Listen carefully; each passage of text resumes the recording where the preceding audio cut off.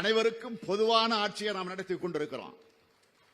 எந்த கொம்பனும் குறை சொல்ல முடியாத அளவிற்கு ஆட்சி நடத்தி கொண்டிருக்கிறோம்.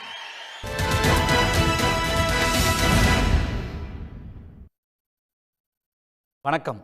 கேள்விக்களம். இன்று நாம் விவாதிக்க இருக்கிற தலைப்பு திமுக தலைவர் மற்றும் முதலமைச்சர் மு.க. ஸ்டாலின் அவர்களின் சூளுரை.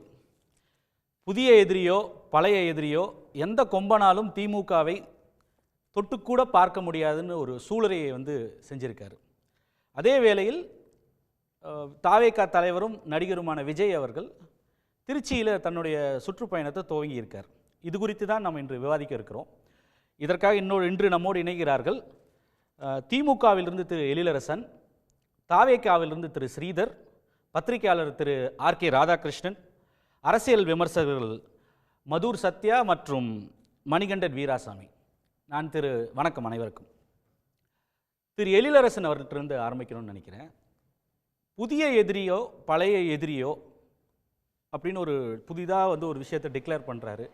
யாருக்கான எச்சரிக்கை, யாருக்கு விடுக்கப்பட்டிருக்க எச்சரிக்கை? அது புதிய எதிரின்னு யாரை சொல்கிறார்? ஏன்னா ஏற்கனவே பாஜக அதிமுக கூட்டணியை எதிர்த்து தான் களம் காண்றீங்க இந்தியா கூட்டணியா.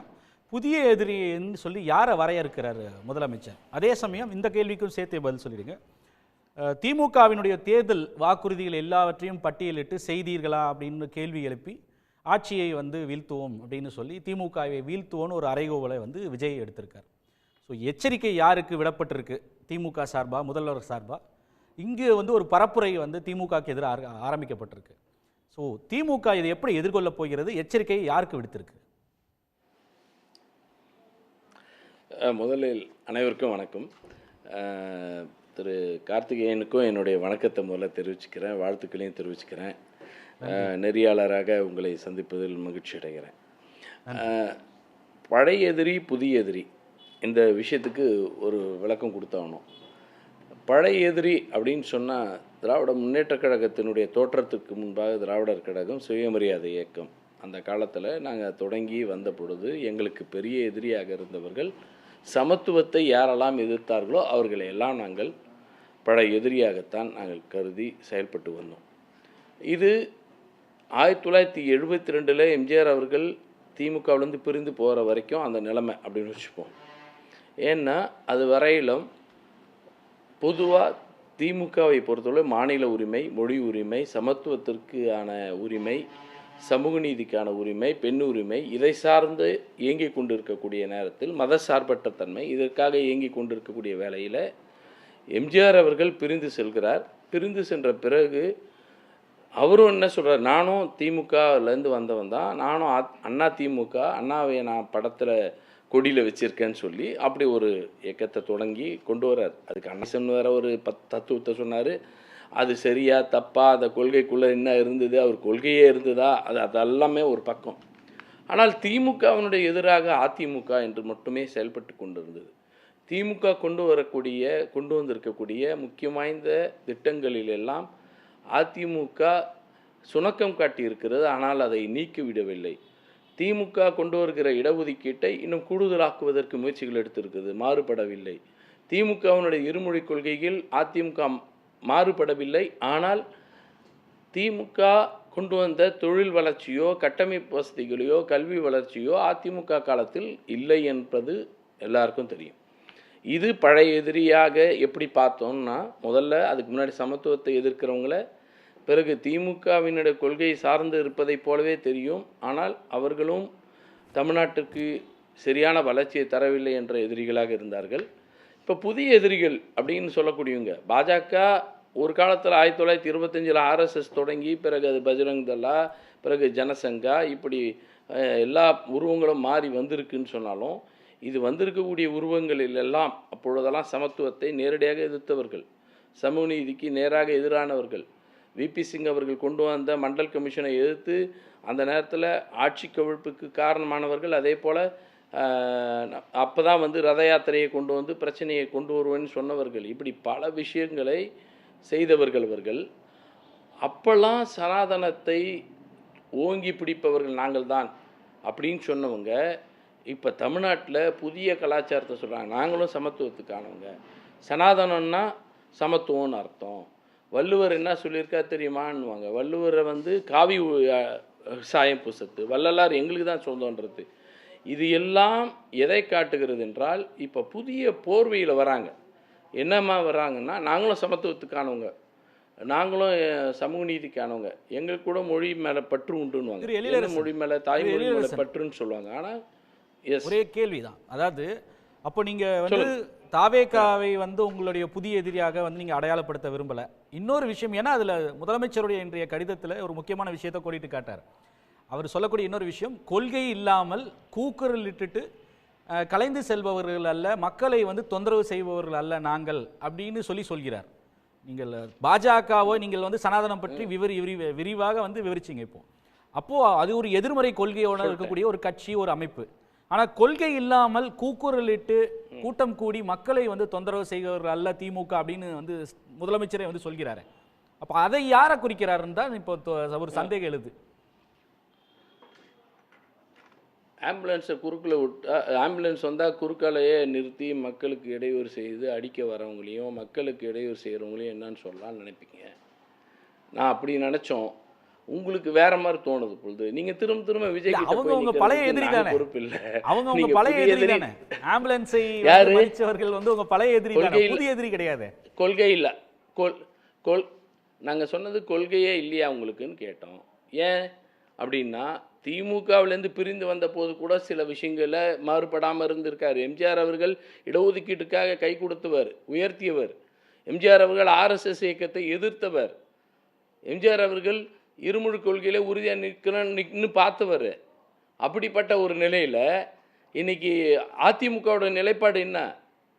ஆர்எஸ்எஸ் நடத்துகிற, இந்து முன்னணி நடத்துகிற நிகழ்வுக்கு போய் நிற்கிறாங்க. ஆர்எஸ்எஸ் நடத்துகிற நிகழ்வுக்கு கொடியசைத்து துவக்கி வைக்கிறாங்க.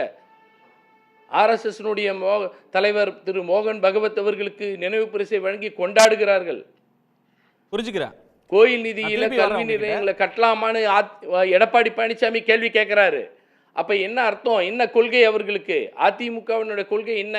இன்னைக்கு பாஜகவினுடைய ஊதுகுழலாக மாறிட்டாங்க. பாஜகவினுடைய கொள்கையெல்லாம் சொல்லக்கூடியவங்களா மாறிட்டாங்கன்னா, அப்ப இங்கேக்கு இனி கொள்கை கூட்டமாக அதிமுக இல்லை நினைக்கிறேன். ஒருவேளை நீங்களாவே ஒரு கற்பனையில வந்து விஜய்க்கு அப்படின்னு சொன்னாங்கன்னா அதுக்கு நாங்கள் பொறுப்பு இல்லை. விஜயோடைய அவங்க பொறுப்பு ஏற்றுக்கிட்டாங்கன்னா அது விஜய் தான் அப்போ கொள்கை கூட்டமாக இருக்காங்க, கொள்கை இல்லாத கூட்டமாக இருக்காங்க, விஜய் தான் வந்து மக்களுக்கு இடையூறு செய்கிறாங்கன்னு சொல்லி அவங்க எடுத்துக்கிறாங்கன்னு சொன்னால் அது அவங்க பொறுப்பு. அது அவங்களுக்கே குத்துதுன்னு அர்த்தம். அவங்களே மக்களை இடையூறு செய்கிறாங்கன்னு அர்த்தம். அப்படின்னு அவங்க தான் எடுத்துக்கிறதா அர்த்தம். நாங்கள் பொதுவாக சொல்கிறோம், யாரெல்லாம் கொள்கை இல்லாமல் இருக்காங்களோ அப்படின்றதுக்காக தான் தலைவர் பேசுவோம். திரு ஸ்ரீதர், அதாவது ஒரு கொள்கையில் வந்து சமரசம் செய்து கொள்கை இழந்து பாஜகவினோட ஒரு உருவமாக மாறி இருக்கக்கூடிய அதிமுகவை தான் நாங்கள் வந்து ஒரு புது பரிமாணத்தில் இருக்கக்கூடிய அதிமுகவை தான் நாங்கள் புதிய எதிரியாக வந்து பார்க்குறோம் அப்படின்னு சொல்கிறாங்க. உங்களை வந்து ஒரு அரசியல் எதிரியாகவோ ஒரு தேர்தல் களத்தில் வந்து பெரிய அளவுக்கு ஒரு பொருட்டாவே அவர்களுக்கு கருதலையா? அப்படிதான் நினைக்கிறாங்களா? இல்லை உங்களுக்கு வந்து இன்னைக்கு அவர் முதலமைச்சருடைய அந்த அந்த குரல் இருக்கு இல்லையா, சூளுரை, அது வந்து உங்களுக்கு ஏதாவது உங்களை குறிப்பிடுது போல தோணுதா? எப்படி நண்பர் இளையரசு வந்து ரொம்ப டிப்ளமேட்டிக்காக பதில் சொல்லியிருக்காரு. அவருடைய அந்த சாதுரியத்துக்கு நான் பாராட்டுறேன்.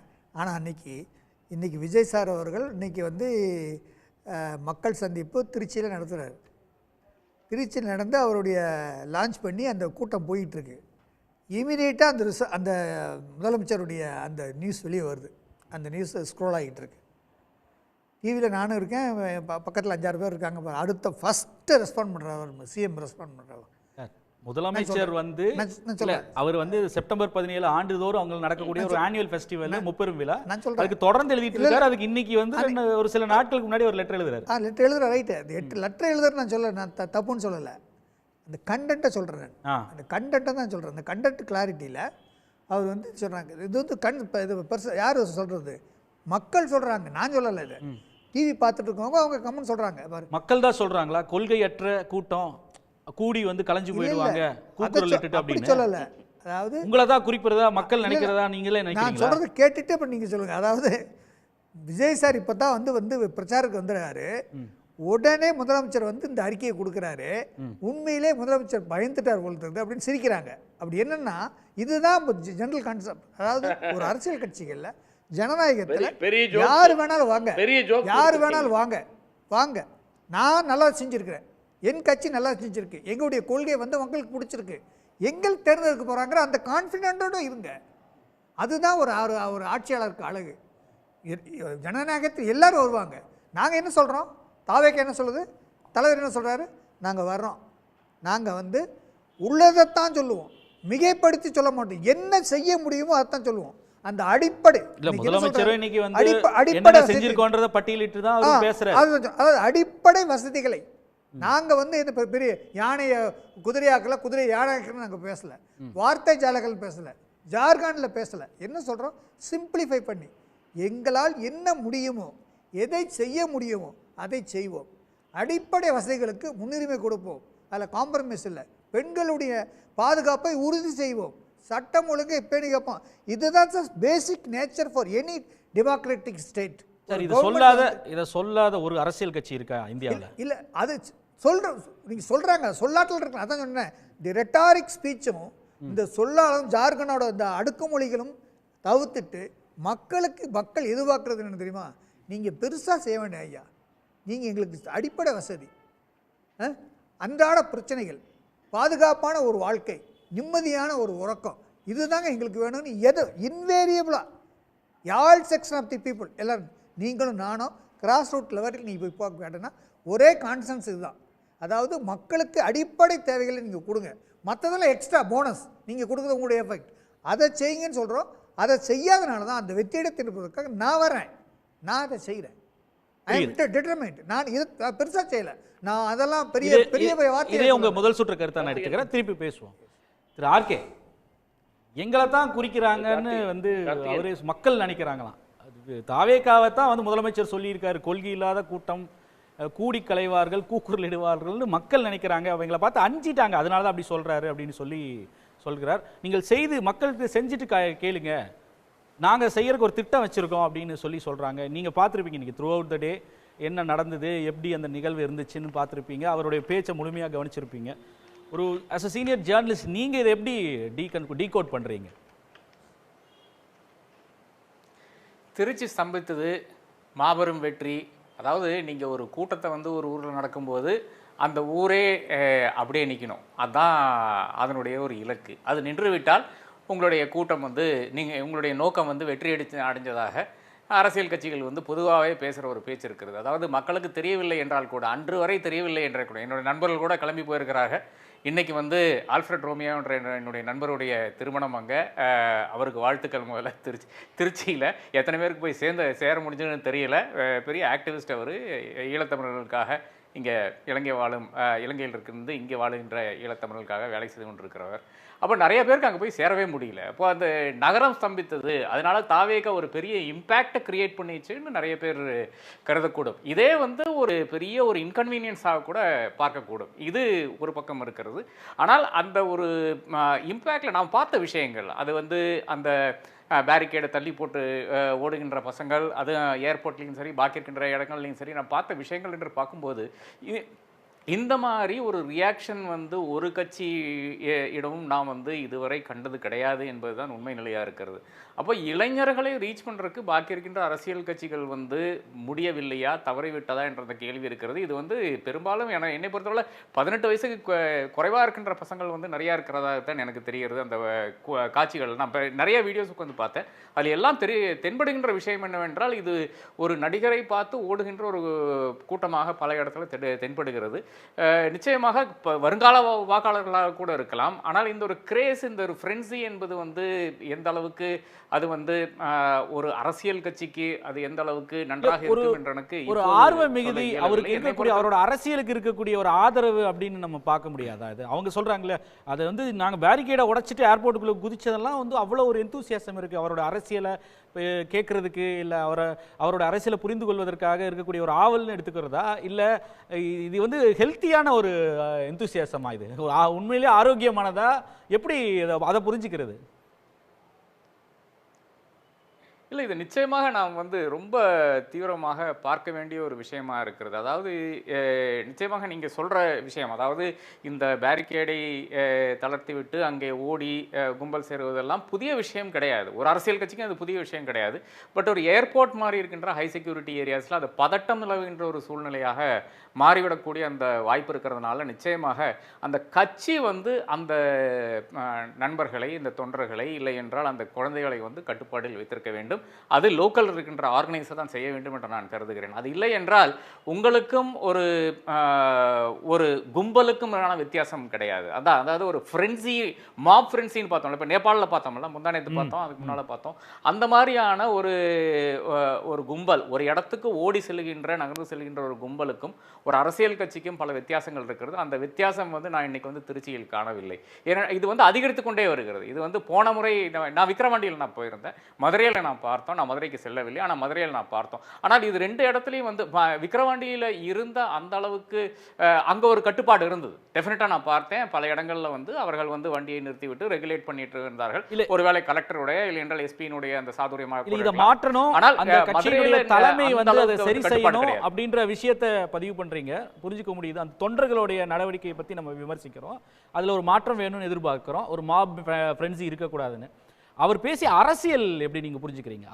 அவர் சொன்ன விஷயங்கள், பேசிய விஷயங்கள், அவர் வைத்த அந்த பேச்சில் இருந்த அரசியல் கருத்துக்கள் அப்படி எப்படி புரிஞ்சு கொள்வது? அவர் வைத்த விமர்சனங்கள் திமுக மீது, ஆளும் திமுக மற்றும் பாஜக 2 அரசுகள் மீது, ஒன்றிய மாநில அரசுகள் மீது வைக்கக்கூடிய விமர்சனம், இன்னொரு பக்கம் முதலமைச்சர் அவர் வைத்திருக்கக்கூடிய அந்த சூளுரை, இதை நீங்கள் எப்படி புரிஞ்சுக்கிறீங்க?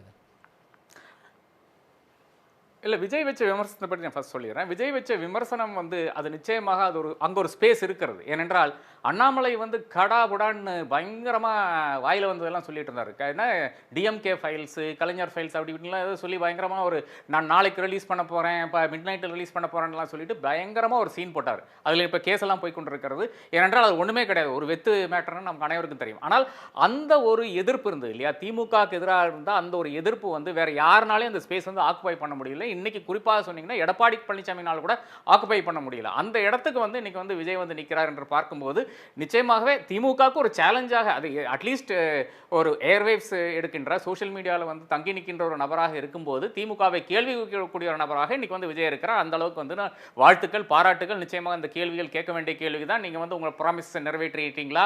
நீங்கள் வந்து லேடிஸ்க்கு 1000 ரூபா கொடுக்குறேன்னு சொன்னீங்களே, பல லேடிஸ்க்கும் போய் சேரவில்லையே, இந்த கேள்விகள்லாம் வைக்க வேண்டிய கேள்விகளாக இருக்கிறது. அரசாங்கம் வந்து அதுக்கு பதில் சொல்லும் என்று நான் கருதுகிறேன். என்றால் இதுவரை நாம் பார்த்த மு க ஸ்டாலினுடைய ஆட்சி நிச்சயமாக இதுக்கெல்லாம் பதில் சொல்லியிருக்கிறது.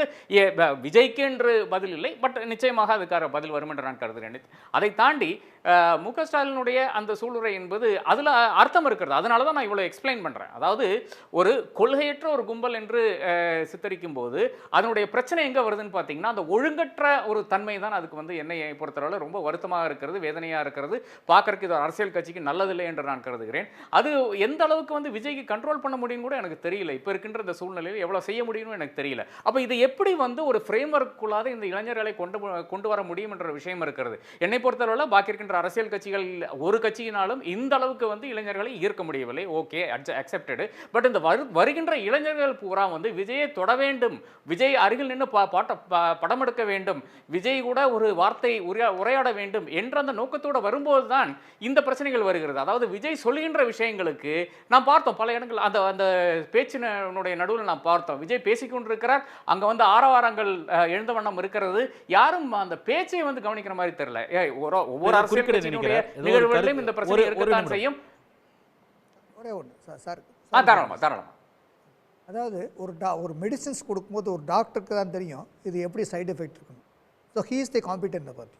அதே மாதிரி இந்த மாதிரி ஒரு க்ரௌட் மேனேஜ்மெண்ட், ஒரு அன்பிரசிடென்டட் க்ரௌட் மேனேஜ்மெண்ட் வரும்போது இது யார் கண்ட்ரோல் பண்ண எக்ஸ்பர்ட் பாடி யாருன்னா போலீசிங்.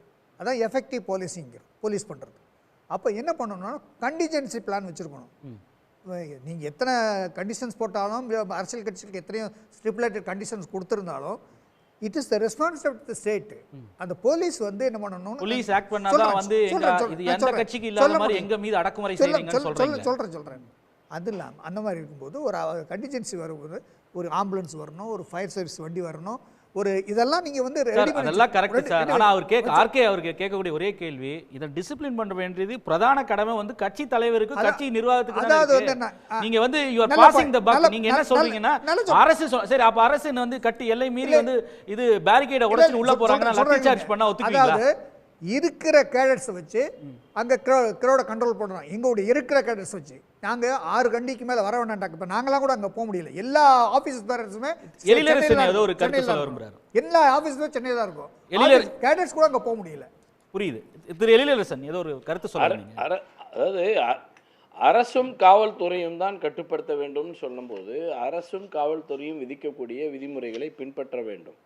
அதுக்கு எல்லாத்துக்கும் தொடர்ந்து அவங்க வந்து எதிர்ப்பு தெரிவிப்பதும் அதை வந்து அவங்க புரிந்து கொள்ளாமல் பேசுவதுமாகத்தான் தாவேக்காவினர் இருக்கிறாங்க.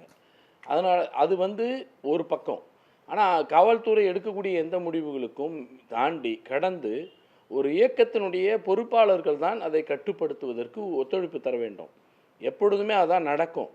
அந்த இயக்கத்துக்கான பொறுப்பாளர்கள் தான் அவங்கள ஒழுங்குபடுத்தணும். நம்ம எதுக்காக வந்திருக்கோம் அப்படின்னு சொல்லி அவங்கள ஒழுங்குபடுத்தி அமைதிப்படுத்த வேண்டிய கடமை பொறுப்பாளர்கள் இருக்குது. அதை தட்டி கழிப்பது என்பது என்றைக்கும் ஒரு கட்சிக்கு அழகல்ல, அது நல்லதும் அல்ல அவங்களுக்கு. ஆர்கே, நீங்க அடுத்த சுற்றுல அவங்க திருப்பி வர்றாங்க. தாண்டி ஓப்பனிங் ரிமார்க்ஸ் இன்னும் 2 பேர் பேசலாம். மணிகண்டன், பொறுப்பு வந்து கட்சிக்கு தான் இருக்கு, அதை முதல்ல நீங்க ஒழுங்குபடுத்தணும் அப்படின்னு சொல்றாங்க. இதே நிலை தொடரக்கூடிய ஒரு மாப் ஃப்ரெண்ட்ஸி இருக்கு, அரசியல் படுத்தவே இல்லை. அதே போல வந்து ஒரு விஷயம் சொல்றார், கேபிட்டலைஸ் பண்ற இடத்துல இருக்காங்க, ஆனாலும் ஒரு தொண்டர்களே கட்டுப்படுத்த முடியாத ஒரு கட்சியாக வந்து இருக்கிறதா தாவேகா தலைமை? முதலில் வந்து திரு விஜய் அவர்கள் வந்து மக்களை நோக்கி வந்திருக்கார். அதுக்கு வந்து நிச்சயமே நம்ம வந்து உளமாற வந்து திரு விஜய் அவர்களுக்கு வந்து நம்ம வந்து வாழ்த்துக்களையும் பாராட்டுகளையும் வந்து தெரிவிக்கும். எல்லாரும் பாராட்டுறாங்க வந்துட்டார் அப்படின்னு. ஆமாம், உண்மையிலேயே அது வந்து நல்ல விஷயம் தான். மக்களை வந்து சந்திக்கணும். இது ஏன்னா ஜனநாயக நாடு, மக்களை வந்து சந்திக்கணும். அவர் மேல இருந்த விமர்சனமே அதுதான். வெளியில வராம பனையூர்ல இருந்தே பாலிடிக்ஸ் பண்றாரு அப்படின்னு சொல்லி ஒர்க் ஃப்ரம் ஹோம் நல்லா விமர்சனம் பண்ணாங்க. இப்ப மக்களை வந்து சந்திச்சிருக்காரு, வரவேற்கிறாங்க. இப்போ என்ன சிக்கல் என்னன்னா, அவரை பின்னோக்கி இழுக்கிறாங்க அவர்கள தொண்டர்களே. அவர் வந்து செயல்பட முடியாமல் நான் தொடர்ச்சியாக வந்து இந்த ஊடகங்களில் நான் இது வந்து பதிவு பண்ணிக்கிட்டே இருக்கேன். என்னென்னா, நம்ம வந்து ரசிகர் மன்றமாக இல்லை. இப்போ வந்து கட்சியாக வந்துட்டதும் கட்சிக்குன்னு ஒரு சில கட்டுப்பாடுகள் இருக்குது. இப்போ இந்த திருச்சின்றது பார்த்தீங்கன்னா ஒரு முக்கியமான தமிழ்நாட்டின் இதயம் கூட நீங்கள் வந்து சொல்லலாம். அந்தளவுக்கு ஒரு, ஏன்னா சென்னையிலேருந்து திருச்சியை வந்து தலைநகரம் மாற்றணும் கூட நம்ம வந்து யோசிச்ச காலங்கள்லாம் திருச்சி ஏன்னு அவரே வந்து விரிவாக விளக்கம் கொடுத்துட்டாரு. ஸோ அந்த அளவுக்கு இம்பார்ட்டண்டான ஒரு இடத்துல நம்ம வந்து பண்ணுறோன்னா, ஒரு ஏர்போர்ட் எவ்வளோ முக்கியமான ஒரு இடம். உங்களுக்கு ஏற்கனவே இங்கே வந்து நடந்திருக்கு. அந்த நீங்கள் வந்து பர்மிஷன் வாங்க போகும்போதே 30 கார்கள் நிறுத்தி நீங்கள் வந்து ஏர்போர்ட்டில் வந்து நிறைய வந்து பிரச்சனை இருக்குது. காவல்துறையில் அது வந்து உங்களுக்கு வந்து அட்வைஸ் பண்ணியிருக்காங்க. அந்த படிப்பினையை கூட நாங்கள் ஏற்றுக்க மாட்டோம், நாங்கள் வந்து புறந்தள்ளுவோம் அப்படின்னு சொல்கிறது, இது வந்து எந்த மாதிரி மனநிலையும் நமக்கு வந்து புரியல. கட்சி தலைமை என்னதான் கட்டுக்கோப்பாக இப்போ வந்து ஐயா கூட வந்து சொன்னாங்க, காவல்துறை வந்து இது கட்டுப்படும். இந்த கூட்டத்துக்கு குறைஞ்சபட்சம் 10,000 காவலர்கள் நீங்கள் அங்கே போட்டால் மட்டும்தான் நீங்கள் அந்த கூட்டத்தை வந்து கட்டுப்படுத்த முடியும். அப்போ நீங்கள் என்ன சொல்லுவீங்கன்னா, எங்களை வந்து ஒடுக்க நினைக்கிறாங்க. விஜய்க்கு வந்து விஜயால கட்டுப்படுத்த முடியாதா சார்? நிச்சயமா முடியாதுன்னு நான் சொல்றேன். நிச்சயமா முடியாது. இது வந்து அந்த லோக்கல் பொறுப்பாளர்கள் தான் இதுக்கு வந்து பொறுப்பு. இல்ல திருமணிகண்டன், இப்போ திமுக தொண்டர்கள் ஒரு கூட்டம் போடுறாங்க. இப்போ மாநில மாநாடு நடத்தியிருக்காங்க, கொஞ்ச நாளைக்கு முன்னாடி நடத்தினாங்க. இப்போ பொதுக்குழு நடத்தியிருக்காங்க. இப்போ அடுத்த இன்னும் சில நாட்களில் முப்பெரும் விழா நடக்க போகுது. அதிமுக அவர் போயிட்டு இருக்காரு, சுற்றுப்பயணம் போயிருக்காரு. சரியாக ஒருங்கிணைக்கிறாங்க. தொண்டர்கள் சொன்னால் கரெக்டாக கலைஞ்சு போயிடுறாங்க. யாரும் வந்து பேரிகேட் எட்டி குதிக்கிறது இல்லை, லேம்ப் போஸ்ட்டில் ஏறதில்லை. அங்கெங்கும் ஒன்று நடக்கும். இப்போ இது தொடர்ந்து ஒரு நிகழ்வாக இருக்குது அப்படின்னு சொல்கிறாங்க. இது லேம்ப் போஸ்ட் எல்லாம் தாண்டி தொண்டர்களை கட்டுப்படுத்த முடியாத ஒரு தலைமையா இருக்காரா விஜய்? தலைவரா வந்து அப்ப இன்னும் வந்து ஒரு கட்சி நடிகரா இருந்து ஒரு அரசியல் தலைவரா இன்னும் பரிணமிக்கவே இல்லையா? இல்ல, அவங்க கேட்க மாட்டாங்க. அவங்க மனநிலை பாத்தீங்கன்னா, எங்க தலைவரை நாங்க வந்து பார்க்கணும், அவர் வந்து நாங்க அவரோட செல்ஃபி எடுக்கணும், அவர் அந்த இடத்துல அந்த நிகழ்வுல நாங்க இருந்தோம் எல்லாரும் சொல்றாங்க. அவரோட அரசியல் இருக்கக்கூடிய பிரச்சனையா தான் இன்னும் எல்லாருமே ஃபேன் கிளப் ரசிகர்களா இருக்காங்க, அரசியல் படுத்தப்படல, அந்த ஒழுக்கம் இன்னும் வரல, டிசிப்ளின் ஆகாத ஒரு மாபா இருக்கிறாங்கன்னு தான் திரு ஆர்கே சொல்றாரு. அவங்களுக்கு நேர்ல மட்டும் கிடையாது, எல்லாரும் பொதுவா வைக்கக்கூடிய விமர்சனமே இதுதான் அந்த கட்சி மேல. அதுக்கு அதுல கூடுதல் பொறுப்பு ஒரு தலைவரா அதை சரி செய்ய வேண்டிய பொறுப்பு விஜய்க்கு தானே இருக்கு. அங்க அப்ப தோல்வி அடைகிறார் இருந்தா சார் கேட்க மாட்டாங்க. அதான் சொல்றேன், திரு விஜய் அவர்கள் சொல்றது அந்த தொண்டர்கள் ஒரு காலம் கேட்க மாட்டாங்க. ஏன் அப்படின்னா, நான் வந்து உள்ள இருந்து பார்த்தவன்றதால நான் சொல்றேன். நான் சமூக வலைதளங்களே நீங்க போங்களேன், அவ்வளோ ஆபாசமா வந்து எழுதுறாங்க, அவ்வளோ வந்து மோசமா வந்து எழுதுறாங்க. அதெல்லாம் இல்ல நான் சொல்றேன், பிரிஞ்சு எலிமெண்ட்ஸ் எல்லா இயக்கங்கள்லயும் கட்சிகள்லயும் சார்பு நிலையில் இருக்கக்கூடியவங்க எல்லாரும் சில இடத்துல அது வந்து பண்றது. தனிப்பட்ட நான் நபர் கேட்கறது, ஒரு தொண்டர் நிர்வாகிகளால வந்து கட்டுப்படுத்த முடியாது, தலைவர் சொன்னாலும் கேட்க மாட்டாங்கன்னா அது என்ன மாதிரியான இயக்கம் அது? இல்ல இதுக்கு தான் பாத்தீங்கன்னா அந்த குழுக்கள் வந்து அந்த வேலைகளை கொடுக்குற வேலைகளை அந்த குழுக்கள் வந்து பார்க்கணும். எல்லா வேலைகளும் திரு புசி ஆனந்த்லயே எடுத்து வச்சுட்டாங்கன்னா குழப்பமே வந்து அங்கதான் வந்து பிரச்சனையே. இப்போ எல்லாருக்கும் வந்து அலோகேட் பண்ணுவாங்க, இந்த வேலைகள் அவங்கவுங்களுக்கு கொடுக்கப்படுது, ஆனா யாரையும் வேலை செய்ய விடுறது இல்ல. மொத்த வேலையும் இவரே எடுத்துக்கிட்டாருன்னா இவரால எப்படி தலைவரோட தான் இவர் இருப்பார். அப்ப அந்த வேலைகள் அங்க வந்து நடக்கிறதுக்கான வாய்ப்புகளே கிடையாது. அந்த மாவட்டம்னா திருச்சி மாவட்ட பொறுப்பாளர் தான் இதுக்கு வந்து பொறுப்பு. அவர் வந்து ஆக்டிவா இருக்கணும் அந்த இடத்துல. அவர் தான் கூப்பிட்டு நீங்க ஃபயர் பண்ணணும். ஏன் இத்தனை பேர் நீங்க ஏர்போர்ட்டுக்கு வந்தீங்க? இப்போ அவர் சொன்ன மாதிரி இவங்களே முக்கிய நிர்வாகிகளே அங்க போக முடியலன்னா எப்படி இந்த தொண்டர்கள் வராங்க? அவர் பேச அரசியலுக்கு வருவோம். தொண்டர்கள் எல்லாருமே தொண்டர்கள் மேல ரசிகர்கள் மேலமே விமர்சனம் வச்சுக்கிட்டு இருக்காங்க. ரசிகர்களை தாண்டி தொண்டர்களை தாண்டி விஜய் பேசக்கூடிய அரசியல் நீங்க எப்படி புரிஞ்சுக்கிறது? அவர் பேசக்கூடிய அரசியல் வந்து சரியான பாதையில் அவர் போகணும்னா எல்லாரையும் வந்து கேள்வி கேட்கணும். இப்போ என்ன கேட்குறாருன்னா திமுக அரசாங்கம் மட்டும் தான் கேள்வி கேட்குறாரு. ஆமா, பெருசா வந்து வேற யாரையும் வந்து கேள்வி கேட்கறதில்ல. அதே மாதிரி என்ன சொல்றாருன்னா திருச்சியை பேஸ் பண்ணி நாங்க பண்றோம், அண்ணாதுரையை கையில் எடுத்துக்கிறாரு, எம்ஜிஆரை கையில் எடுத்துக்கிறாரு. என்னன்னா அதிமுக வந்து இப்ப யாருமே இல்ல, அது ஒரு தாய் இல்லாத புள்ள மாதிரி இருக்கு. அதை நான் தான் ஒட்டுமொத்தமா அதுக்கான ஒட்டுமொத்தமான செயலாளர் வந்து ஊரூரா தொகுதியா சுற்றுப்படம் போயிட்டு சுத்துறாங்க சார், சுத்துறாங்க. ஆனா இவங்க என்ன நினைச்சுக்கிறாங்கன்னா ஒட்டுமொத்தமா அதிமுக வந்து எங்க பின்னாடி தான் இருக்கு, நாங்க தான் அதுக்கு வந்து கார்டியன் என்ற அளவுக்கு தான் இவர் வந்து பேசுறாரு. அதோட வெளிப்பாடு தான் இப்ப நம்ம வந்து களத்துல வந்து நம்ம பாக்குறோம். புரியுது. அதாவது திரு மதுர் சத்யா, அதிமுக தான் அவரோட குறியா? அப்போ தேர்தல்ன்றதை விட அதிமுக தொண்டர்களை அப்படியே ஹைஜாக் பண்ணி போச் பண்ணி எடுத்து இவர் கட்சி வளர்க்கணும், அதுதான் அவருடைய இலக்கா? அதான் சொல்ல வர்றாரு. கட்டுப்பாடற்ற தொண்டர்கள் இல்லை ரசிகர்கள், நீங்கள் என்ன வேணால் டிஃபைன் பண்ணிக்கிங்க, ஆனால் வந்து அவரோட கட்டுப்படுத்த முடியாது. அதில் வந்து இட்ஸ் அ ஃபோர்கான் கன்க்ளூஷன். அவர் அதிகமாக சொல்லக்கூடியது அவரோட டார்கெட் வந்து அதிமுகவில் யாரும் இல்லை, அதை எடுக்கணும்னு தான் பார்க்குறாரா? முதல்ல வந்து சார்ந்தோருக்கு இரங்கல் செய்தி மாதிரி 32 வருஷம் ஆட்சி பண்ண கட்சி வந்து விஜய் இப்படி சொல்கிறாரு அப்படிங்கிறது வந்து ஒரு பரிதாப நிலைமை. அது அதிமுகவுக்கு ரொம்ப வருத்தமாக இருக்குது ஆக்சுவலி கேட்கும்போது. ஆனால் நம்ம வந்த முதல் நாள்லேருந்து நம்ம அதான் சொல்லிட்டுருக்கோம். இன்னும் திமுக நண்பர்கள்ட்ட சொல்கிறது என்னென்னா, நீங்கள் ரியாக்ட்லாம் பண்ண தேவையில்லை விஜய்க்கு. ஏன்னா விஜயினால் பாதிக்கப்படுவது சீமானவர்களின் வாக்கு வங்கியும் அதிமுகவின் வாக்கு வங்கி தான். அதனால் வந்து திமுக அதில் பெருசாக வந்து அச்சப்படுவதற்கோ பதட்டப்படுவதற்கோ ஒன்றும் இல்லை அப்படிங்கிறது தான். இப்போ இதனால இப்போ வந்து ரசிகர்களை கட்டுப்படுத்த முடியல அப்படின்னு சொல்றாங்க இல்லையா? இது நான் வந்து விஜய் ரசிகராக நண்பன்ல இருந்து கோட் வரைக்கும் எல்லாத்தையும் ஃபர்ஸ்ட் டே ஃபர்ஸ்ட் ஷோ தாரத்தப்பட்ட கிளி அங்கே டான்ஸ் ஆடி பார்த்தவனாக எனக்கு எப்படி தெரியும் அப்படின்னா, அவர்கள் வந்து அவர்கள் தப்பு கிடையாது. அவங்க என்ன பண்ணியிருக்காங்கன்னா அஜித் ரசிகர்களை டிஎம்கேவோட ரீப்ளேஸ் பண்ணிட்டாங்க, ரஜினி ரசிகர்களை அதிமுகவோட ரீப்ளேஸ் பண்ணிட்டாங்க. அப்படி அந்த ஒரு மனநிலையில் தான் அவங்க பார்க்குறாங்க. 2026 மே மாதம் 3 நட்சத்திரங்களின் படம் வெளியே வருது, அதில் எங்கள் படம் ஹிட் ஆக போகுது அப்படின்ற ஒரு மனநிலை. ஆனால் அதை சரி செய்வது நீங்க டிசிப்ளின் எல்லாமே வந்து மூவி ரிலீஸ் தான, படம் ரிலீஸ் அப்படிதான் பாக்குறாங்க. ஆனா நான் என்ன சொல்றேன்னா, இதுக்கு வந்து நீங்க டிசிப்ளின் ஒழுங்கா பேரிகேட்ல இரு அப்படின்றது டிசிப்ளின் கிடையாது. இதை அரசியலாக தான் திருத்த வேண்டும். ஏன் அப்படின்னா, இப்போ வந்து மதுரை மாநாட்டில் பேசினார், அதுக்கு அடுத்து இப்போ பேசுறாரு, ஒரு 2 வாரமோ அதுக்கு 3 வாரமோ இருக்கு கேப். இந்த கேப்ல என்னென்ன விஷயங்கள் வந்து இங்க சமூகத்துல இது பண்ணப்பட்டுச்சு, விவாதிக்கப்பட்டுச்சுன்னு பாருங்க. டாரிஃப்னால திருப்பூர்ல 7000 கோடி லாஸ், யூஜிசி புதிய இதுன்னு சொல்லி 2 பாஜக மீது விமர்சனம், இப்போ திமுக மீது தூய்மை பணியாளர்களை பூங்கால வச்சு கைது பண்ணாங்கன்னு விமர்சனம். இந்த மாதிரி பாஜக திமுக இது இரண்டையுமே எதிர்த்து நம்ம திமுகவை வீழ்த்தப்பட வேண்டிய கட்சின்னு கூட கிளாஸிஃபை பண்ணி வச்சுவோம். அப்படி பார்த்துருந்தா கூட இவ்வளோ விஷயங்கள் நடந்திருக்கு இல்லையா? இந்த எந்த விவகாரங்களிலுமே யாருமே போராடுவர்களோ அல்லது விவாதிப்பவர்களோ விஜயின் நிலைப்பாடுக்கு காத்திருக்கவே இல்லை. விஜய் இதில் எந்த பங்குமே வகிக்கல. விவாதிப்பவர்களே சொல்கிறேன், தாவேகா சார்பாக விவாதிப்பவர்களே இப்போ நேஷனல் எஜுகேஷன் பாலிசி, அன்எம்ப்ளாய்மெண்ட்டுன்ற விவாதத்தில் இப்போ ஆர்கே சார் வராரு, சிபிஎம்னா இப்போ வந்து கனகராஜ் தோழர் வருவார், சிந்தன் வருவார், லெனின் வருவார், சிபிஐன்னு உங்களுக்கு தெரியும் இல்லையா? தாவேகா சார்பாக தாவேகான்னு தலைப்பு போடாத எந்த விவாதத்துக்கும் பொது விவாதத்தில் கூட கலந்துக்கிறது கிடையாது. அப்போ பக்கத்திலே ஸ்ரீதர் இல்லை, இப்போ தாவேகான்னு இன்னைக்கு வந்தனால தானே அவங்க வராங்க. நான் வந்து டிவி விவாதங்கள்னு சொல்ல, பொது பிரச்சனையில் தலையிடுவதே கிடையாது அப்படின்னும் போது அந்த பிரச்சனையை தலையிடுவதன் மூலமாகத்தான் நீங்கள் ரசிகர்கள் டிசிப்ளின் பண்ண முடியும். அதே போல் இப்போ இன்னைக்கு பேசியிருக்காரு இல்லையா, வேலை வாய்ப்பு பணி நியமனம் செய்யணும்னு சொல்லிட்டு ஏன் செய்யலன்னு கேட்குறாரு இல்லையா? டிஎன்பிஎஸ்சி இதுக்கு ஏஎஸ்எஃப் அனைத்து இந்திய மாணவர் பெருமன்றம் இந்த இடைப்பட்ட நான் சொன்னேன் இல்லையா மாநாடுக்கு இதுக்கும் இடைப்பட்ட காலத்தில் போராடி 957 பேருக்கு வந்து திமுக அரசை எதிர்த்து போராடி அப்பாயின்மெண்ட் ஆர்டர் வாங்கி கொடுத்துருக்காங்க. இது போன்ற தாவேகா என்ன செய்தது? அப்போ தாவேகாவை இது போன்ற செயல்களில் ஈடுபட்டிருந்தால் அந்த இளைஞர்களும் இந்த மாதிரி முறைப்படுத்தப்பட்டு நம்ம அரசியல் உக்திக்காக அரசியல் இலக்குக்காக வரோன்னு புரிவாங்க. ஆனால் இன்னைக்கு அவர்கள் நம்ம ஏற்கனவே சொன்னது போல் ஒரு ஆடியோ லான்ச் ஃபங்க்ஷன் பார்க்குற மாதிரி தான் வராங்க. இதற்கு தீர்வு டிசிப்ளின் கிடையாது, அரசியல் படுத்தப்படுவது அது சுத்தமாக இல்லை. ஏன்னா அது வந்து தொண்டர்கள்ட்ட கிடையாது, கட்சியாகவே அரசியல்படுத்தப்படவில்லை. நீங்கள் வந்து துறைசார் நிபுணர்னு தாவேக்கால ஒருத்தரை காட்டிருங்க பார்க்கலாம். பொருளாதாரத்துக்கு இவர் நிபுணர், சூழியலுக்கு இவர் நிபுணர். தாவேக்கால இன்ன வரைக்கும் ஒரு அதாவது வந்து துறைசார் நிபுணர் கிடையாது, கொள்கை வகுப்பு கிடையாது. ஒரு திமுக அதிகாரத்துக்கு வந்ததுக்கு அப்புறம் படிச்சுப்பாங்களா இருக்கும். அது வரைக்கும் அதை நம்பி நம்ம எப்படி கொடுக்கறது? அது சீமான் பண்ண மாட்டாரு, டிடிவி பண்ண மாட்டாரு, விஜய் தான் பண்ணுவாருன்னு எப்படி நம்புறது? அப்போ மக்களுக்கெல்லாம் விட்டுலாம், தொண்டர்களுக்கு அதை முதல்ல புரிய வைக்கணும் இல்லையா? திமுக விமர்சிக்கிறோம் அப்படின்னா, பணி அமர்த்தலை அப்படின்னா, ஏன் திமுக பணி அமர்த்தலை, அது என்ன பண்ணுதுன்றதை விளக்கணும் இல்லையா? 10ஆம் பொதுவாக நீங்கள் வந்து திமுக ஊழல் கட்சி அப்படின்னா அதை வைத்துக்கொண்டு தொண்டர்கள் என்ன அரசியல் செய்வாங்க? எங்கே போய் போராட்டம் நடத்துவாங்க? அது சட்ட போராட்டமா, மக்கள் போராட்டமா, இல்லை வந்து நீண்ட காலமாக இருக்கிற அரசியல் போராட்டமா? அது என்னங்கிறதே தொண்டர்களுக்கு நீங்கள் விளக்குறது இல்லையா? வெறும் பஞ்சவசனம். இன்றைக்கி பாருங்கள், 3 டிஸ்ட்ரிக்டை வந்து ஒரு நாளில் கவர் பண்ணுறேன் அப்படின்னு சொல்லும்போது எவ்வளோ நீங்கள் அரசியல் படுத்த முடியும்? அது ரோட் ஷோவாக தான் பண்ண முடியும் இல்லையா? அது ஒரு அரசியல் மேடையாக இல்லை, அது ஒரு ஷோ மேடையாக தான் இருக்குது அப்படின்றத பார்க்குறோம் நம்ம. கட்சி வந்து தொண்டர்கள் அரசியல் படுத்தப்படலை, வல்லுநர்கள் இல்லை, ஒரு கொள்கையை வந்து முன்னெடுக்கிறதுக்கு அவங்கள அரசியல் படுத்துறதுக்கே ஆட்கள் இல்லை, 10ஆம் பொதுவான விமர்சனங்களை வச்சுட்டு போகிறீங்க அப்படின்ற ஒரு பிரச்சனைகளில் வந்து அவர் வந்து கவனம் செலுத்துறது இல்லை, கவனப்படுத்துறதும் இல்லை, அது குறித்து அவர் பேசுகிறதும் இல்லை.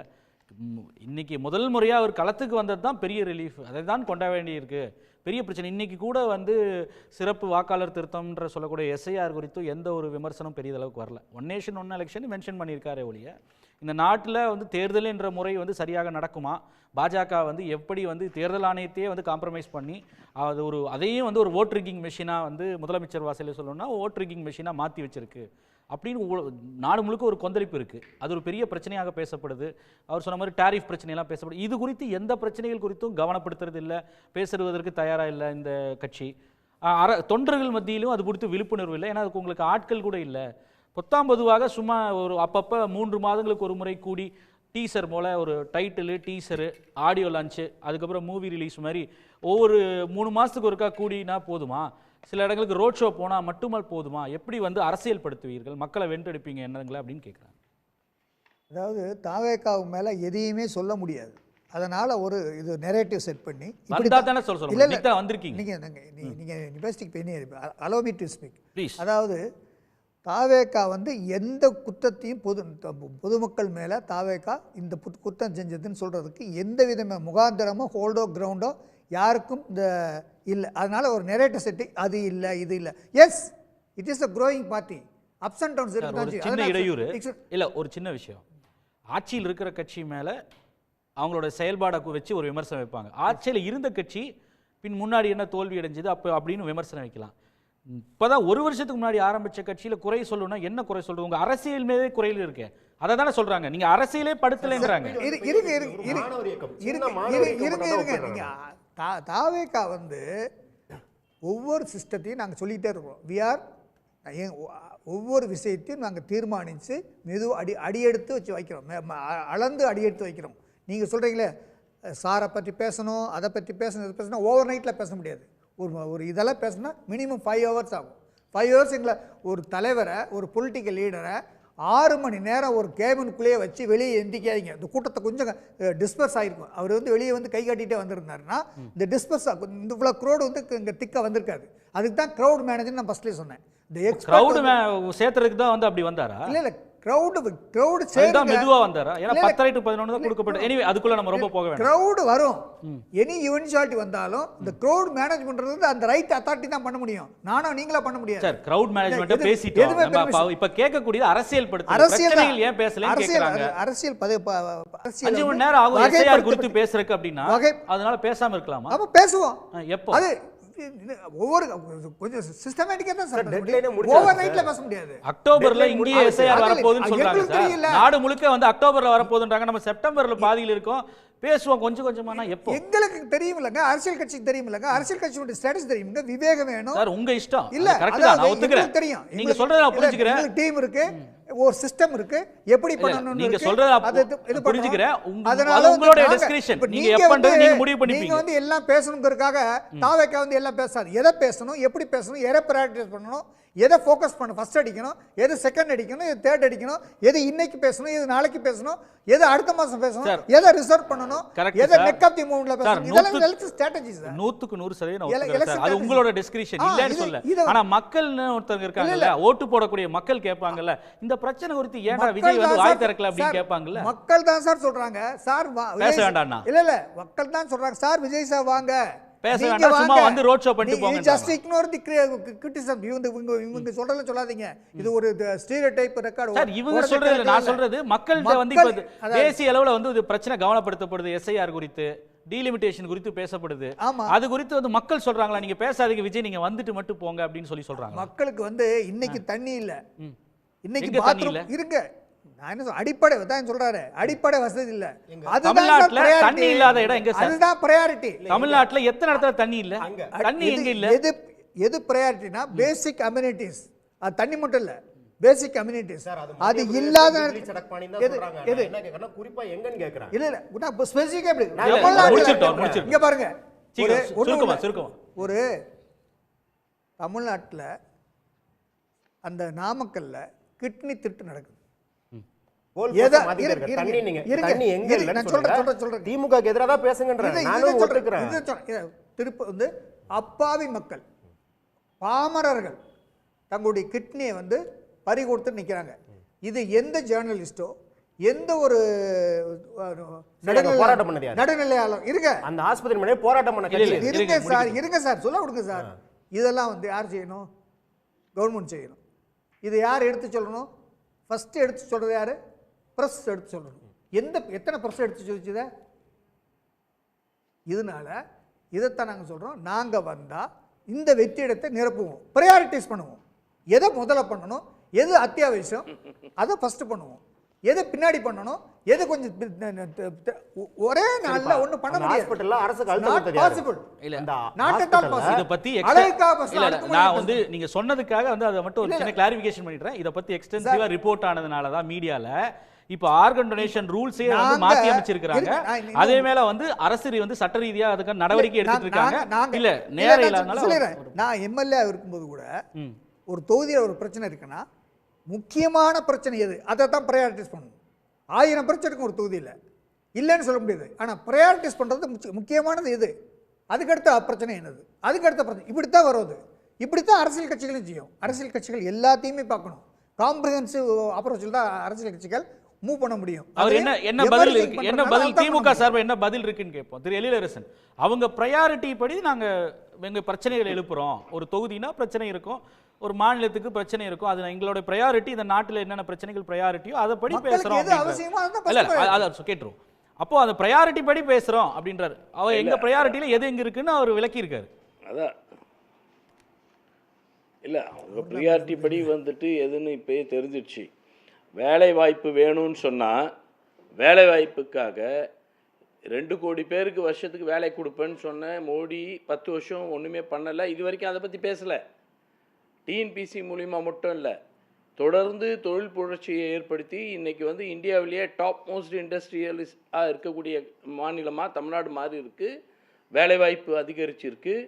டபுள் டிஜிட் 11.6 என்ற ஜிஎஸ்டிபியை கொண்டு வந்திருக்கு. இன்றைக்கி இவ்வளோ பெரிய க்ரோத்தை கொடுத்துருக்கக்கூடிய ஒரு மாநிலத்தில் எல்லாவற்றிலையும் கல்வியில் பாருங்கள், ஜிஇஆர் கிராஸ் என்ரோல்மெண்ட் ரேஷியோவில் பார்த்தீங்கன்னா இன்றைக்கி 53%.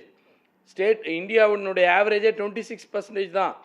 டபுளுக்கு மேலே இருக்கிற ஒரு மாநிலமாக தமிழ்நாடு இருக்குது.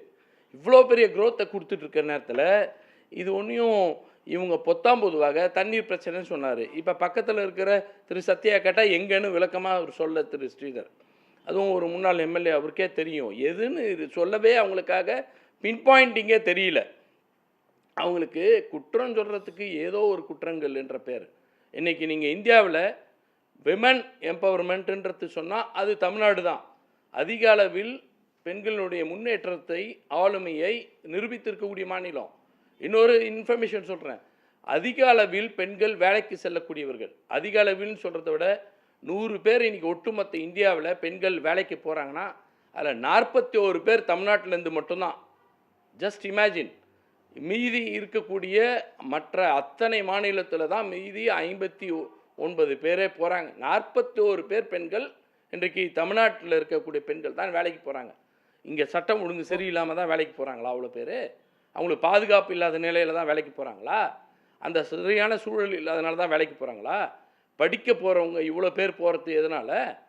இவங்க ஷூட்டிங்க்கு எதுக்குன்னா உத்தரப்பிரதேசோ பீகாருக்கோ போயிருப்பார் பொழுது, போன இடத்துல சட்டம் ஒழுங்கு சரியில்லை, சாலை சரியில்லை, அப்புறம் வந்துட்டு வசதிகள் சரியில்லை, அடிப்படை வசதி இல்லைன்னு சொல்லி அங்கே பேச வேண்டியதெல்லாம் வந்து இங்கே பேசிகிட்டு இருக்கார் பொழுது நான் நினைக்கிறேன். அது மாதிரி தான் இருக்கு திரு ஸ்ரீதர் அவர் பேசட்டும். அரசினுடைய சாதனைகளை பட்டியலிடுறீங்க, தவறான விமர்சனங்களை வைக்கிறாங்க, குற்றச்சாட்டுகளை வைக்கிறாங்கன்னு சொல்றீங்க. ஆனா வந்து இன்னைக்கு இந்த கூடியிருக்க கூட்டத்தை பார்க்கும்போது பெரும்பாலும் இளைஞர்கள். அப்போ விஜய் போன்ற ஒரு பிரபலம், ஒரு செல்வாக்கான நடிகர், இப்போ அரசியலில் வந்து பெரிய முனைப்பு காட்டக்கூடியவர், இது மாதிரியான விமர்சனங்களை வந்து அரசின் மீது கடுமையாக முன்வைக்கும் போது இந்த இளைஞர்கள் மத்தியில் ஒரு தாக்கத்தை ஏற்படுத்தாதா? அது வந்து ஒரு ஆளும் அரசுக்கு ஒரு அச்சத்தை உண்டு பண்ணாதா அப்படின்ற ஒரு ஒரு ஒரு கேள்வி எழுப்புறாங்க தாவேக்கா சார்பில். பொதுவாகவே அவர்கள் வைக்கக்கூடியது அந்த ஒரு அச்சம் உருவாக்கி இருக்கு, தாவேக்கனுடைய செயல்பாடு வந்து அச்சத்தை உருவாக்கி இருக்குன்றாங்க. அச்சத்தை உருவாக்குச்சோ இல்லையோ, ஆனால் குறைந்தபட்சம் இவர் வைக்கக்கூடிய விமர்சனம் அந்த இளைஞர்கள் மத்தியில், இளம் வாக்காளர்கள் மத்தியில் ஒரு சிறிய தாக்கத்தை கூட ஏற்படுத்தாதா? இளைஞர்கள் மத்தியில் போதைப் பொருள் ஒவ்வொரு காலேஜும் ஸ்கூல்ல எல்லாம் எவ்வளவு போதை என்ன சொல்ல பேசுவோம், அது தனியா பேசுவோம், அது தனியா பேசுவோம் சார். அதாவது இருங்க நான் வரேன். அதாவது இளைஞர்களை அழைத்திருக்காங்க, இளைஞர்கள் அங்கே போனாங்கன்றதெல்லாம் நாங்கள் வந்து எதுவும் மறுக்கலை. வேறு எங்கேயும் இளைஞர்கள் போகலைன்னுலாம் சொல்ல முடியாது. எங்களுடைய இயக்கத்தில் இருக்கக்கூடிய இளைஞரணியோட செயலாளர் இளந்தலைவர் திரு உதயநிதி ஸ்டாலின் வந்தாலும் அப்படி தான் இளைஞர்கள் எழுச்சிக்கு வருது. அதனால் விஜய் அவருக்கு மட்டும்தான் வருது, திமுகவுக்கு இளைஞர்களே இல்லைன்னு சொல்ல முடியுமாண்ணா? பெருத்த இளைஞர்கள் கூட்டம் அதிக அளவில் இங்கே இருக்குது. இன்றைக்கி பார்த்தீங்கன்னா மோர் தென் 25 லட்சம் உறுப்பினர்களை இளைஞரணிக்கு மட்டுமே உருவாக்கி வைத்திருக்கார். அந்த அளவுக்கு ஒரு எழுச்சி இருக்குது, அதெல்லாம் வேறு விஷயம். ஆனால் அந்த இளைஞர்கள் என்பவர்கள் வாக்காளர்களா? முதல் கேள்வி. அந்த இளைஞர்கள் என்பவர்களுக்கு அரசியல் சொல்லிக் கொடுக்கப்பட்டிருக்கிறதா? இரண்டாவது கேள்வி. அவர்கள் உண்மையான நோக்கத்தோடு அரசியலை இங்கே புரிந்து கொண்டிருக்கிறாங்களா? மூன்றாவது கேள்வி. அது நான்காவதாக, இன்றைக்கி தமிழ்நாட்டினுடைய உரிமைகள் எந்த அளவுக்கு ஒன்றிய அரசு பறித்திருக்கு, அதை பற்றி எந்த விமர்சனம் வைக்கலை. தமிழ்நாட்டுக்கு வர வேண்டிய நிதிகள் வராமல் தடுக்கப்பட்டிருக்கு, அதை பற்றி எதுவும் பேசலை. இட்லி சாப்பிட்டா, தோசை சாப்பிட்டா, பொங்கல் சாப்பிட்டா வரி, அதே ஃபுல்கா சாப்பிட்டா, சப்பாத்தி சாப்பிட்டா, ரொட்டி சாப்பிட்டா வரி இல்லை. எவ்வளோ பெரிய ஓரவஞ்சனையை காட்டுது நிதித்துறை, ஒன்றிய அமைச்சரவை. ஆனால் இது வரைக்கும் அதை பற்றி பேசலை, ஏன்னா அவருக்கு அது அவசியம் இல்லை. ஏன்னா இதெல்லாம் நான் எதுக்கு சொல்ல வரேன்னா, அப்போ விமர்சனங்கள் என்பது மட்டும் நான் சொல்ல வரல. அரசியல் மயமாக்க வேண்டும் என்று சொன்னால் ஒரு புரிதலை ஏற்படுத்த வேண்டும். என்ன இந்த நாட்டினுடைய மொழிக் கொள்கை என்ன தாக்கத்தை ஏற்படுத்துதுன்னு திரு சத்யா கேட்டார்ல, எஸ்ஐஆர் பற்றி பேசலையான்னு கேட்டார். உண்மை. அதே போல தான் அவர் திரு மணிகண்டன் கேட்டது போல தான், விமர்சனம் என்பது இது மட்டும் தான் விமர்சிக்கிறதுக்கு இருக்கா? யூஜிசியை பற்றின ரீஃபார்ம்ஸ் என்னெல்லாம் மாற்றிருக்காங்க, யூஜிசியே எடுக்க போகிறாங்க. இப்போ யூஜிசி ரீஃபார்ம்ஸ் இல்லை, யூஜிசியை எடுத்துகிட்டு போகிறாங்க. ஹையர் எஜுகேஷன் இன்ஸ்டிடியூஷன் கமிஷன் ஒன்று வச்சுட்டு. அப்போ என்ன அளவுக்கு தமிழ்நாட்டிலுடைய மாணவர்களுடைய கல்வி பாதிக்க போகுது, நம்மளுடைய கல்வி உரிமை பாதிக்க போகுது, அதை பற்றி பேசவே இல்லை. படிச்சிருக்கவங்களுக்கு என்ன வேலை? இன்னைக்கு ஒன்றிய அரசினுடைய எல்லா துறையிலையும் வேலை வாய்ப்புகளில் தமிழர்கள் தடுக்கப்படுறாங்க. ஆனால் தமிழ்நாட்டில் இருக்கக்கூடியவங்களுக்கு வேலை வாய்ப்பில் 40% வேலை வாய்ப்பு உறுதிப்படுத்தப்பட்டிருக்கு. தமிழ் வழி கல்வி படிக்கக்கூடியவங்களுக்கு முதல்ல அப்படி ஒரு ஸ்கீமை கொண்டு வந்ததே கலைஞர் அவர்கள். இப்பொழுது அதை இன்க்ரீஸ் பண்ணியிருக்கு. விமனுக்கான பல்வேறு விஷயங்களை பட்டியலிட்டு இது குறித்தெல்லாம் வந்து என்ன பேசுவதில்லைன்னு சொல்றீங்க. விஜய் அவர்கள் என்ன பேச வேண்டும்? இல்ல திரு கார்த்திகேயன் ஒரே ஒரு புள்ளியோட நான் முடிச்சுக்கிறேன் சுருக்கமா. அதாவது திரு விஜய் அவர்கள் என்ன பேச வேண்டும், அதான் அவர்கள் என்ன பேச வேண்டும் என்பதெல்லாம் நான் நிர்ணயிக்க விரும்பவில்லை. எனக்கு அது பற்றி வேலையும் இல்லை. அவர்கள் பேசினால் பேசட்டும், பேசாமல் போகட்டும். தமிழர்கள் மீதும் தமிழ்நாட்டு மீதும் அவர்களுக்கு எவ்வளோ அக்கறையோ அதை பற்றி அவர்களுடைய பேச்சும் அரசியலமாக ஆக்குவதும் தான் இருக்கிறது. அதில் நான் தலையிடலை. ஆனால் பொதுவாக அரசின் மீது குற்றச்சாட்டு வைத்தால் நாங்கள் பதில் சொல்ல வேண்டி இருக்கிறது தான் நான் குறிப்பிட்டு சொன்னேனே தவிர, விஜய் என்ன பேசணும், எப்படி பேசணும், எப்படி அவங்களெல்லாம் அரசியல்மயமாக்கணும், ரசிகர்களாகவே இருக்கிறவங்கள ரசிகர்களாகவே இருக்கட்டுமா, கட்சியினுடைய தொண்டர்களாகவோ மக்கள் பணிக்கோ கொண்டு அவர்கிட்ட நான் கேட்க விரும்புவது, எங்களுக்கு வந்து 25 லட்சம் இளைஞர்கள் ஸ்ட்ராங் ஒரு ஃபோர்ஸ் இருக்கு, இளைஞர்கள் இருக்காங்க. அதனால இன்று எங்களுக்கு அவருக்கு மட்டும்தான் கூடுதா, எங்களுக்கும் கூடுது. பொத்தாம் பொதுவாக விமர்சனம் வைக்கிறாங்க. நாங்கள் பல விஷயங்களை பண்ணியிருக்கோம் அப்படின்னு பட்டியலிடுறார், சாதனைகளை பட்டியலிடுறார், எங்களுக்கும் இளைஞர்கள் இருக்காங்கன்னு சொல்றார். அதே போல வந்து மாநில அரசினுடைய பல்வேறு உரிமை சார்ந்த பிரச்சனைகள்னு சொல்லிட்டு தொடர்ந்து பல விஷயங்களை பட்டியலிட்டு இது குறித்தெல்லாம் வந்து பெரிய அளவிற்கு வந்து விஜய் விமர்சனம் வைப்பதில்லை அப்படின்னு சொல்றாரு. அவர் அரசியலே வந்து கேள்வி எழுப்புறார். இன்னொன்று, திரு ஸ்ரீதர் அவர்கள் நாங்கள் ஒரு ப்ரையாரிட்டி வச்சுருக்கோம், ஒரு ஆர்டர் ஆஃப் பிரசிடென்ஸ், அதில் வந்து எந்தெந்த பிரச்சனைகளை எப்பப்போ பேசுவோம்னு நாங்கள் வந்து மக்கள் கவனப்படுத்துவோம். அதனால் நாங்கள் எப்போ பேசணும்னு தீர்மானிக்காதீங்க, எங்களோட ப்ரையாரிட்டியில் எது இருக்கோ அதை அந்த ஆர்டரில் பேசிகிட்டு இருக்கோம் அப்படின்னு சொல்கிறாரு. இது எப்படி நீங்கள் எப்படி இது அவர் அந்த ப்ரையாரிட்டி சரிதானா விஜயோடைய ப்ரையாரிட்டி? இல்லை திமுக வந்து இவ்வளவு நம்பிக்கையாக இருக்கிறது வந்து அவர்களுக்கு அந்தளவுக்கு வலுவாக இருக்காங்களா, இல்லை வந்து இது விஜயனுடைய ஒரு பெரிய பொருட்டாக அவங்க கருதலையா? இல்லை, ரெண்டுல உண்மை இருக்கு கார்த்திகேயன். அதாவது இப்போ திமுக இளைஞர்களே இல்லைன்னு டெஃபினட்டா யாருனாலையும் சொல்ல முடியாது. நிச்சயமா இருக்கிறார்கள், எத்தனையோ பேச்சாளர்கள், எழிலரசன் உட்பட இருக்கின்ற எழிலரசன் உட்பட இருக்கிறவர்கள் வந்து இளைஞர்கள் தான். நிச்சயமாக என்னை விட எவ்வளவோ இளையதான் அவர்.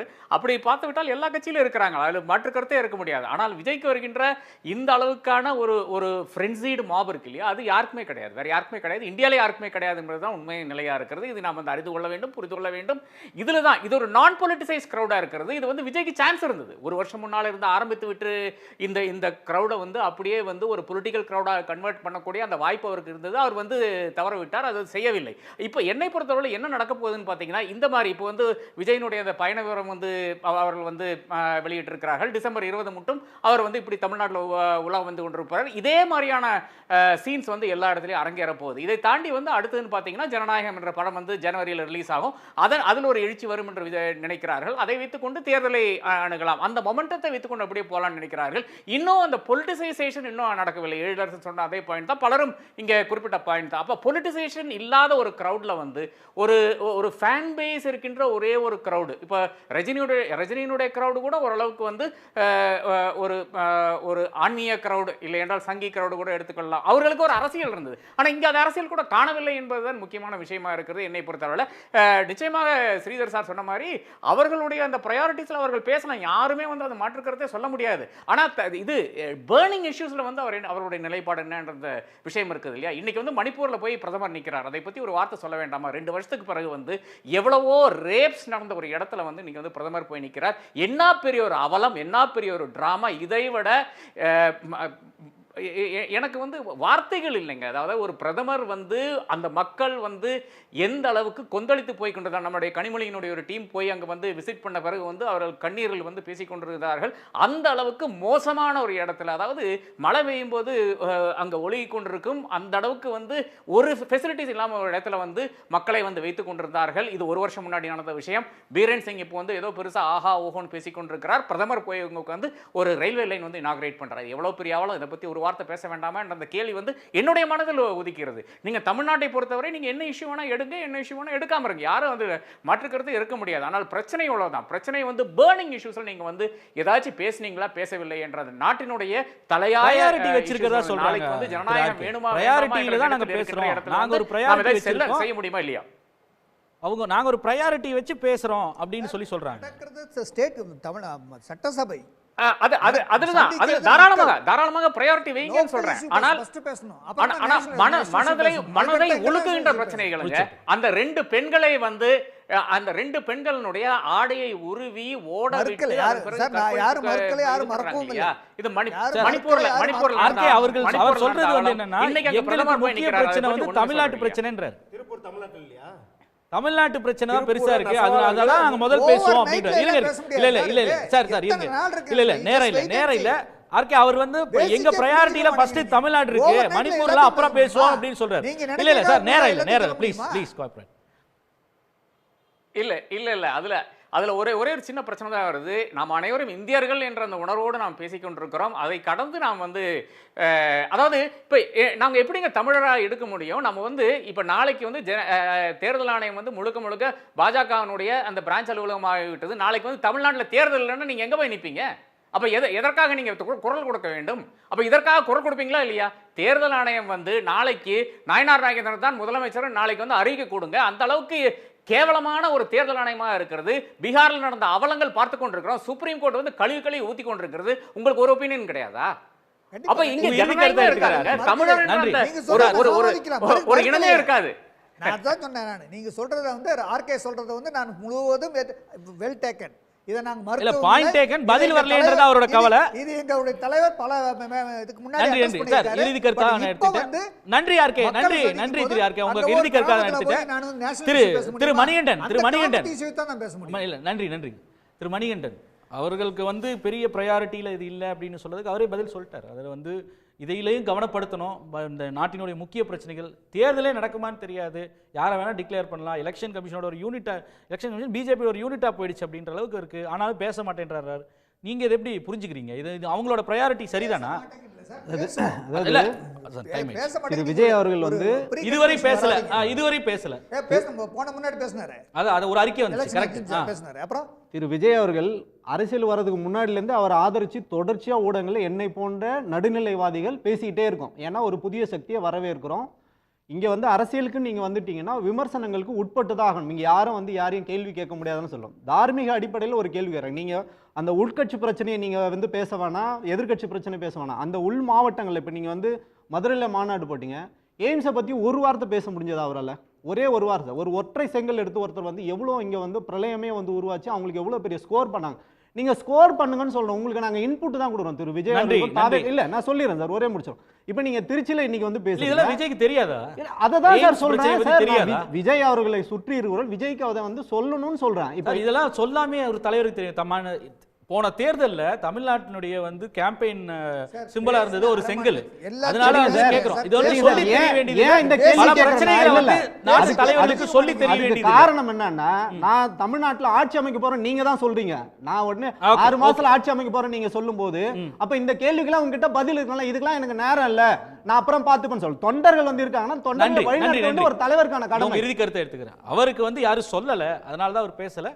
அவர் வந்து இன்னும் அவருக்கான காலம் எடுத்து அந்த நேரத்தில் பேசுவார். அவர் தான் சொல்றாரு, நாங்க பேசுவோம், எங்களுடைய உள்ளூர் பிரச்சனைகளை முக்கியப்படுத்துறோம் அப்படின்னு சொல்லிட்டேன். அவர் வெளி பிரச்சனைலாம் பேசணுன்றது இல்லை, உள்ளூர் பிரச்சனையை ஒழுங்கா பேசுங்கிறதா என் பிரச்சனை. அதனால என்ன பண்ணுறேன்னா, எங்களுக்கு ப்ரையாரிட்டி இருக்குன்னா உங்களுக்கு எல்லா கட்சிக்கும் இருக்குங்க, அது நான் மறுக்கவே இல்லை. But the world doesn't revolve around Vijay or Thaveka. உங்களுக்காக உலகமோ காலச்சூழலாக காத்திருக்காது, நீங்கள் தான் அதன் பின்னாடி ஓடணும் அப்படிங்கிறத பார்க்குறோம். என்னோட கன்சர்ன் என்னன்னா, ஆர்கே சார் சொன்னதில் நான் வந்து முழுமையாக உடன்படுறது என்னன்னா, இந்தியாவிலே அதிக இளைஞர்களை பின்னாடி வைத்திருப்பது விஜய் அப்படின்றதுல நான் உடன்படுறேன். அந்த பொட்டன்ஷியல் வேஸ்ட் ஆகுது அப்படிங்கிறதா என்னோட கன்சர்ன் இருக்குது. நீங்கள் வந்து திமுகவாக இருக்கட்டும், சிபிஎம் எந்த கட்சி வேணாலும் எடுத்துக்கோங்க, இளைஞர் பாசறை சமூக வலைதளத்தில் போய் வார இறுதியில் பாருங்கள், எல்லா கட்சியிலும் பேச்சு பயிற்சி, பேச்சாளர் பயிற்சி, சித்தாந்த பயிற்சி நடக்குது இல்லையா? தாவேக்கால இன்னும் அந்த மாதிரி நடக்கிறது இல்ல. அந்த இளைஞர்கள் இன்னும் அரசியல் படுத்தினா எவ்வளவு பெரிய சக்தியா மாறலாம் தமிழ்நாடு அப்படின்றது கன்சர்னா இருக்கு. பண்ணுவாங்க அக்டோபர் 27 இருந்து இந்த அக்டோபர் வந்துருச்சு, பண்ணுவாங்க, காலம் இருக்கு. இருந்தாலும் வந்து அடுத்த ஜனநாயகன் ரிலீஸ் வேற இருக்கு. நாங்க பண்ணலாம்னு உங்களுக்கு தெரியுமா? நடந்துட்டு இருக்கு சார், அதெல்லாம் பண்ணுவாங்க, நடந்துட்டு இருக்கு சார், பண்ணுவாங்க, மெதுவா பண்ணுவாங்க, கட்சிக்குள்ள பண்ணிட்டு இருக்காங்க, வெளியில வருவாங்க. இணைந்த எல்லோருக்கும் நன்றி. மீண்டும் ஒரு கேள்விக்களம் நிகழ்ச்சியில் சந்திப்போம். நன்றி. உடனுக்குடன் செய்திகளை தெரிந்து கொள்ள சன் நியூஸ் பெல் ஐகானை கிளிக் பண்ணுங்க.